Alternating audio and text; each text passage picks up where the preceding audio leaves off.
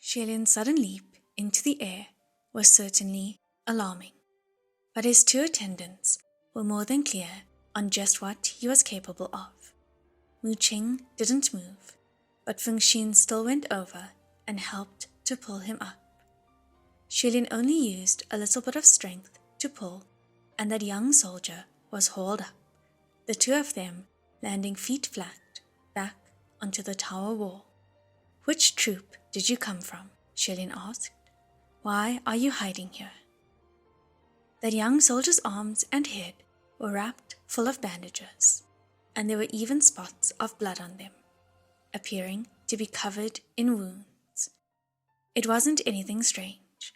After the battle today, there were many wounded soldiers who were all wrapped up like this.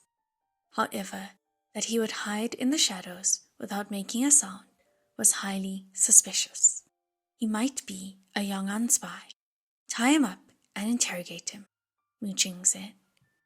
Shelian suspected it too, but the royal capital was rigorously guarded, and the chance of enemies sneaking in was low, unless it was Lang Ying himself. However, this young soldier was clearly only a child, barely legal. Feng Xin, however, was puzzled. "Your Highness, you don't remember this brat? During the day today, he kept charging to fight in front of you, in that formation that was ahead." Shelian was slightly taken aback. "Oh, really?" he asked. In the midst of killing during the day, he had no time to notice anything else, only that if someone raised a sword to fight him, he'd swing to strike back. He didn't even bother with Feng Xin and Mu Qing, so how would he notice any other soldiers? Feng Xin was sure. "It is. I remember this brat. His charge was quite aggressive, like he doesn't care for his life at all." Shelian carefully looked over the young soldier. For some reason, that boy stood taller, his shoulder squared, his head raised, as if a little stiff, but also like he was standing at attention. Mu Qing remarked, "Then he shouldn't be sneaking around hiding here. Who knows if he's here to spy or listen in?" Even if that's what he said, Shelian still relaxed his guard. This was because, due to the campaign by the Shenle military promoting Army of God, Holy Crusade, there were quite a number of young people who enlisted to follow after Shelian. Many equally as young, and most were loyal worshippers, having grown up worshipping his divine statues, listening to his tales of valor, and they wanted to get close secretly, if only to steal a glimpse of the martial god. It wasn't the first or second time that this had happened, so it wasn't anything special. "All right, it was a false alarm," Shelian said. Then he turned to that young soldier and said warmly, "I must have scared you just now. Sorry." Yet that boy didn't look frightened and only stood straighter. "Your Highness," he said. However, he trailed off and suddenly moved to tackle Shelian. Shelian thought he wanted to ambush him and sidestepped immediately to dodge, his hand reaching for his sword to strike. With his might, just one strike, and that boy would undoubtedly die on the spot. But just then, he suddenly felt a rush of cold air behind him. His hand changed track abruptly and flipped to catch. He caught a sniping arrow that was aimed for his back. It turns out that the boy ran to tackle him because he saw a flicker of that arrow flying through the air. Shelian's back was leaned against the edge of the parapet, and having been attacked from behind, he wasn't scared in the slightest. Instead, he jumped onto the wall to look downwards. In the vast fields before the city gates, he could faintly see the lone figure of a man standing in the far distance. Because that man wore dark-colored clothing and blended into the night. He was difficult to see. Fengxian was instantly by Shelian's side. He drew his bow and shot. However, it seemed that the man had already calculated the distance and stood just out of reach. That one arrow he shot got Shelian's attention, so he waved, then turned swiftly to leave without a word. When Fengxian's arrow reached him, it was already too late, and it only nailed behind that man's retreating feet by inches. Furious, Fengxian knocked at the wall, and rubble came tumbling down. "Who was that?" he cried. Who else could it have been? "Lang Ying," Shelian shouted. The Shenle soldiers also noticed something off and started yelling, running around, but for the sake of caution, they didn't immediately open the gates to give chase, and instead reported to the superiors for instructions. Lang Ying waved and left after shooting that one arrow, as if he came especially to greet Shelian. Mu Qing furrowed his brows. Why did he come? Was that a declaration? Fengxian said angrily. On the battlefront today, Yong'an was completely defeated, and he himself barely escaped from His Highness's hands. So what can he possibly declare? Shelian, however, felt that the arrow in his hand had something else tied around it, and when he brought it to the firelight to see, it was a ripped piece of fabric that seemed to have come from a verdant brocade robe. There were even traces of wet blood on the fabric, and when he unfolded it, there was a scribble of the word Qi. Shelian immediately clutched that fabric and said, "Where's Qirong? Is Qirong not in the palace?"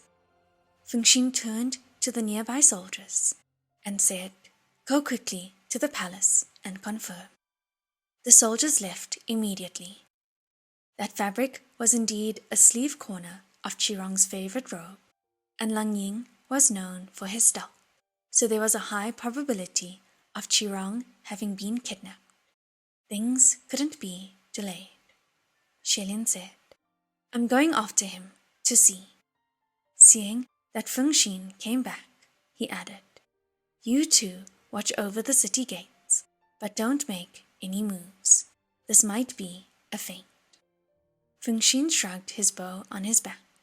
"You're not bringing anyone?" he asked.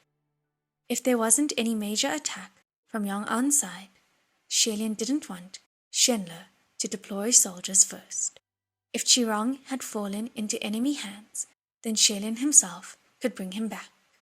If he brought troops with him, it would cause a stir, and it wouldn't just be only one or two that died. At that moment, Shelian wanted to minimize any issues. "No," he said, "they can't do anything to me." Then he pushed off the wall lightly and leapt over, landing down on the ground softly, and dashed rapidly in the direction where Lang Ying had retreated. After running for a while, he heard footsteps behind, catching up to him, and when he turned his head to look, it was that young soldier. Shelian shouted at him, "I don't need help, go back." But that boy shook his head.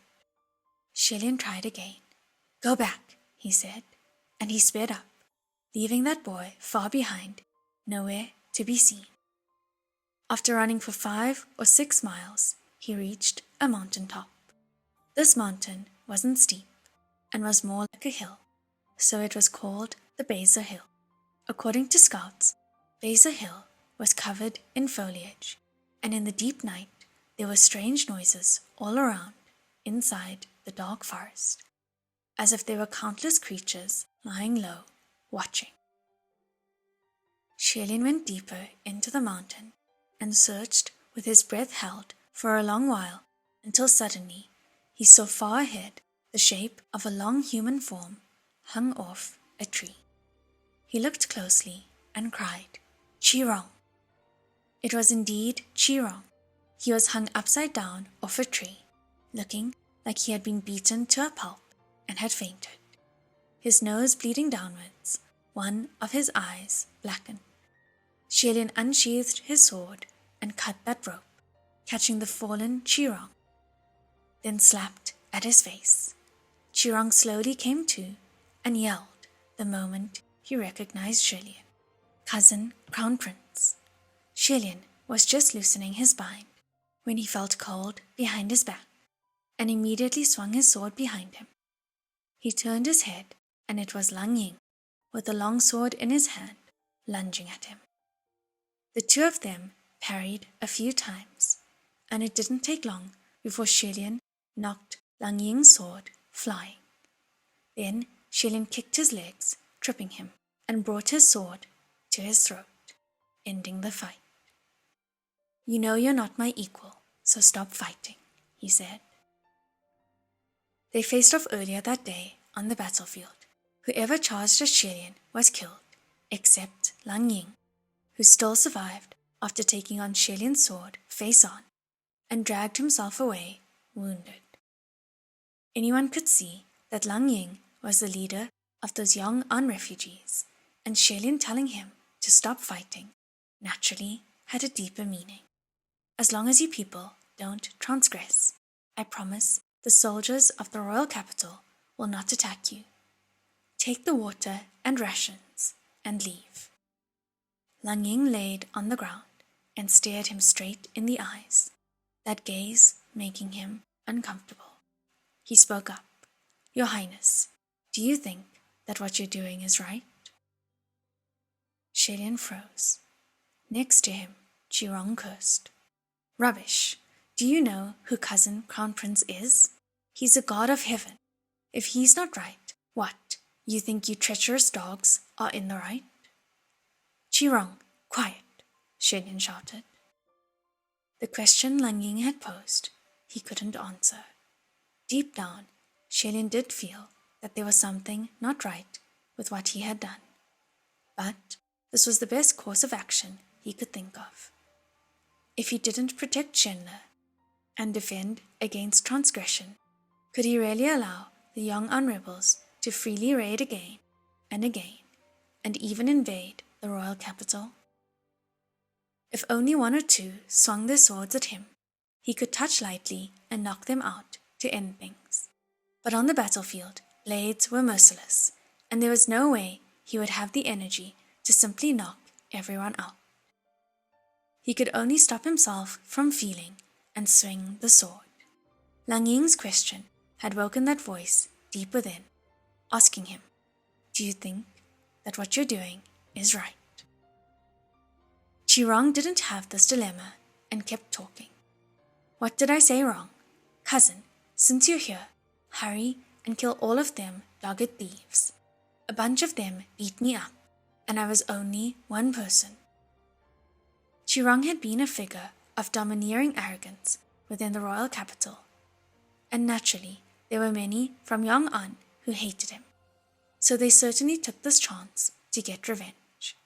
Of course, more than many from Shenle also hated him. Xielian had no time for him and said to Lang Ying, "What do you want? If you want rain, Yong'an will rain. If you want gold, I'll push over the golden statues and give them to you. If you want food, I'll think of a way. Just don't start a war. Can't we solve this together and find a third path?" Xielian blurted out those words in spite of himself. Lang Ying might not have understood what the third path meant, but he answered without hesitation. "I don't want anything, and I don't need anything.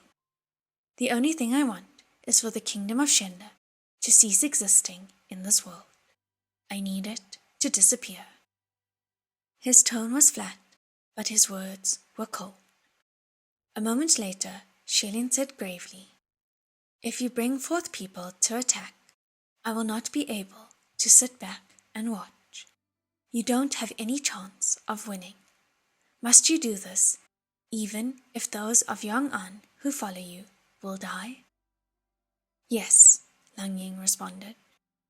His answer was so calm, so firm, that while Xielian's knuckles cracked, he couldn't say anything back. Lang Ying enunciated each word. I know you're a god. That's okay. Even if you're a god, you can't make me stop.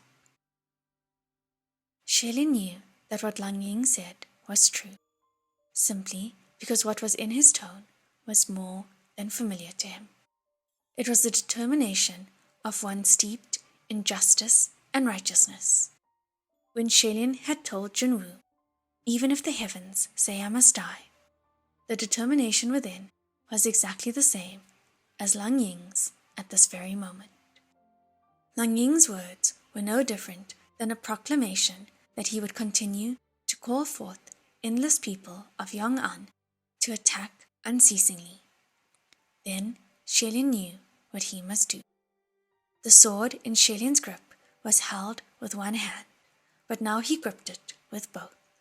Just as he was about to pierce Lang Ying's throat with trembling hands, there was suddenly a weird scrunching sound behind him, and then a cackling laugh.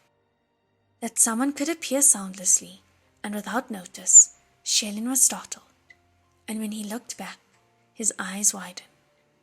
Usually, those who appear at a time like this were most likely to be enemy soldiers, and perhaps countless blades were already pointed at him. But he had not expected that behind him would be such a strange figure. That person wore a deadly white funeral robe. His face bore a deadly white mask, and that mask was exceedingly bizarre, with half the face crying, the other half smiling.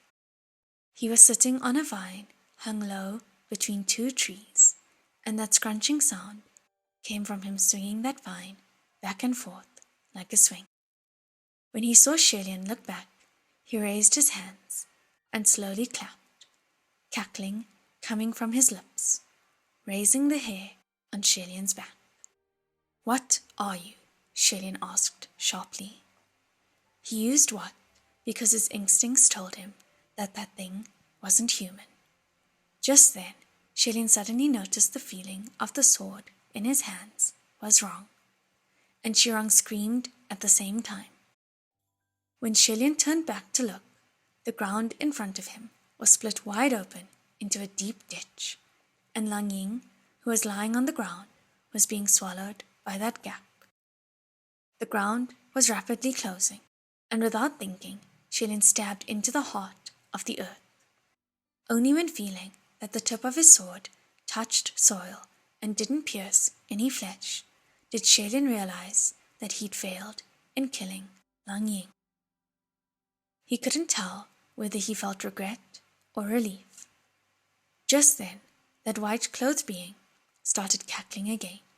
Xielian raised his sword and flung it at him. That strike was fast as lightning, penetrating through that being, nailing him onto the tree. That being crumpled to the ground without uttering a single sound. Xielian rushed over to check, but only saw a pile of white robes on the ground. The one wearing the robes had disappeared into thin air. That being's appearance and disappearance were both incredibly peculiar. Xielian was in shock and didn't dare to drop his guard. Picking Qirong off the ground with one hand, he said, "Let's go." Yet Qirong whined, "Let's not go. Cousin, let's set fire to this mountain. There's a bunch of those Yong'an peeps on this mountain. Those boorish radicals who wouldn't leave the city gates are all hiding here. Let's set a fire and torch this place clean." Xielian dragged him with one hand for some distance, feeling the essence of evil around them growing heavier, as if countless eyes were watching them. He said, "Did you not see how strange that being was just now? We shouldn't stick around." "So what?" Qirong said. "You're a god. You're not afraid of those little ghosts?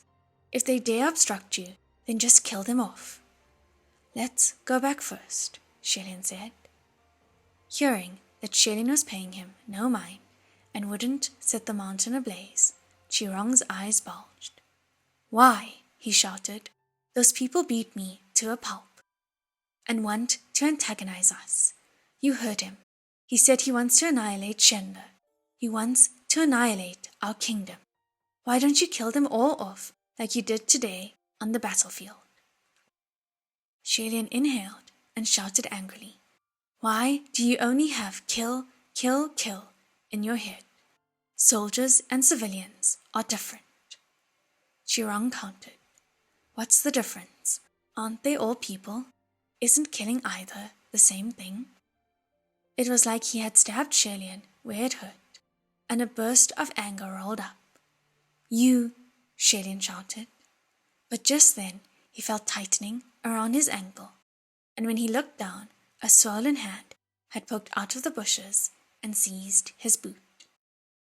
At the same time, there were numerous tumbling noises coming from ahead of them, and a number of human forms fell down from the trees like rain, paralyzed on the ground, unable to get up. Although they were shaped like humans, they were limp like countless giant flesh worms, slowly squirming toward them. Chirong cried out in fright, "Who are they?" Shelian chopped off that hand with his sword and said gravely, "They are not people, they are Binu." In the past, Shelian had never heard of their appearance in any of the mountains near the royal capital. Even if there were any kinds of ghosts or demons, they were usually quickly exterminated by the cultivators of the royal holy pavilion, which meant these Binu were intentionally let loose by someone.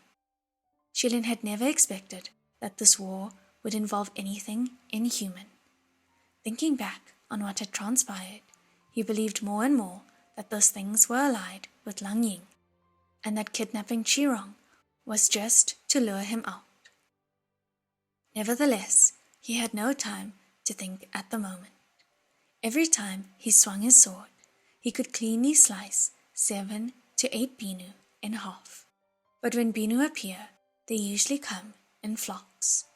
Sure enough, all around them, the bushes and trees started to rustle, shaking harder and harder, and more blurry, fleshy forms crawled out, coming at Shelian unceasingly. He could kill 10 with just one strike, but 20 would charge. Just as Shelian was striking endlessly, a Binu on a tree narrowed in on Shelian's back and leapt down to grapple. Unexpectedly, before it got close, it was sliced up by a flash of a flare. Chirong didn't have any weapons on him, so it couldn't have been him. Shelian turned to look and saw that the one who swung the sword was actually the young soldier. He was left in the dust by Shelian by the city gates, but he actually still followed along and found them. That boy was carrying a worn sword and struck down on a number of Binu, highly effective. Those things crawled and emitted a thick, glue-like body fluid, and Chirong was crying at how disgusting they were. He stomped on the head of one that looked weak and noticed that the creature wasn't exactly scary. He said dejectedly, "So they're not that impressive?" Yet little did he know, Binu usually appear alongside more violent, cruel evils. Shelian bit his lips and broke skin, using 2 fingers of his right hand to dip at the blood, then smeared it on his blade. He then stuffed the sword in Chirong's hands. "You two, take the sword and go. Nothing will dare approach. Don't turn back, even if you hear anything. Remember, don't look back." Chirong protested, "Cousin, I..." But Shelian cut him off. "The powerful ones are right behind them. I won't be able to take care of you once they show up. It's better if you go back and report." Chirong stopped talking and frantically ran away, holding the sword. The sacred sword in his hands had the essence of Shelian's divinity, and all along the road, no Binu or other evils would dare come close. His path was unbound, and he disappeared quickly. Yet that young soldier still didn't leave, and Chirong himself was already gone.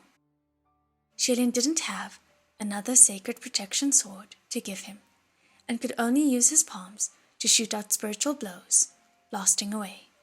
That boy was also vigorously cooperative, and after an hour, all the Binu were exterminated.